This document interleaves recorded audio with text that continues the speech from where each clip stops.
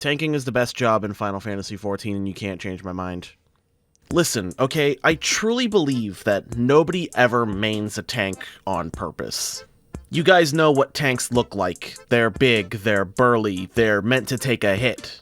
At least any anime about MMOs would have you think that. Thanks, .hack. But nobody wants to exclusively play sword and board, or maybe you want to focus on damage and feel safe. That's a valid reason to have a shield, right? I guarantee you most people walk into Final Fantasy XIV wanting to play as a healer or a DPS because that's just your personality.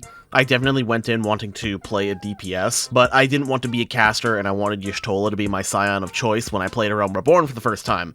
So you're gonna have to forgive me for choosing warrior thinking that big axes meant big damage, but, you know, suddenly I started gaining enmity generation skills and defense buffs. DPS don't do this, right? It wasn't until I did Sastasha for the first time did things really finally dawn on me, and I just decided to take warrior out for the long haul because I didn't want to spend time leveling another job. Honestly, I think most people felt the rush of being the proverbial leader, taking hits, protecting your friends, and Final Fantasy XIV's accessibility made it more desirable to go out and have a good time. Honestly, I love all of the tanking jobs. I've kinda come around on putting my enemies up against the wall and being the fucking wall.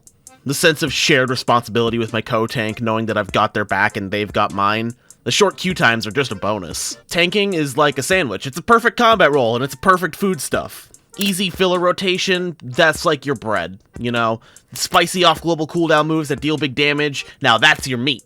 Damage mitigations are like your vegetables, the lettuce, the onions, the tomatoes. Your capstone ability is always cheese. Top it off with your damage up skill and your damage over time. That's your sauces right there. Mayonnaise, mustard, whatever the fuck you put on your sandwich is alright with me.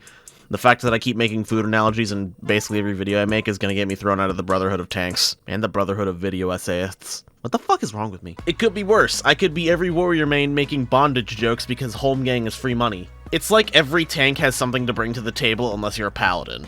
You've got Dark Knights who seem to be bleeding the edge out of their eyeballs while blasting Metallica and Skillet, but honestly they're just trying to have a good time and do their job properly. Warriors and Gunbreakers are the same people, but don't tell them that.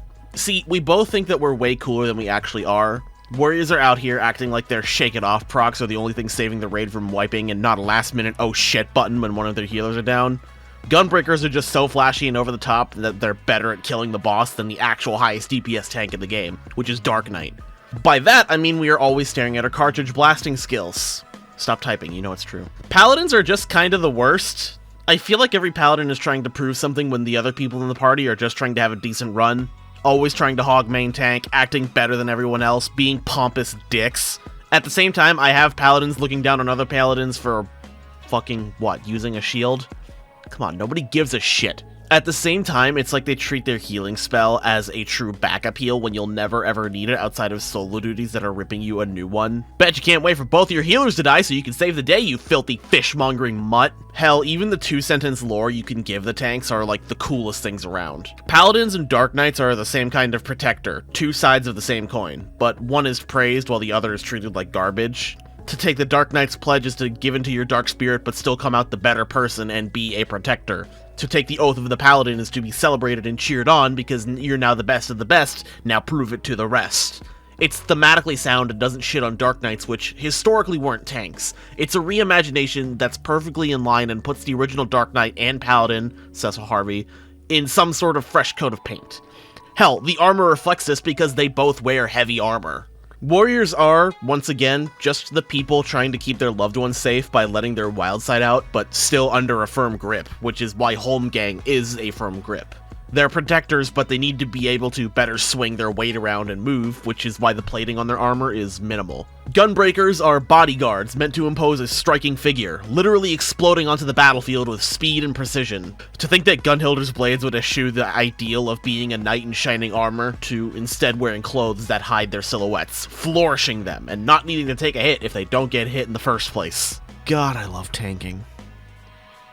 How do I end this video?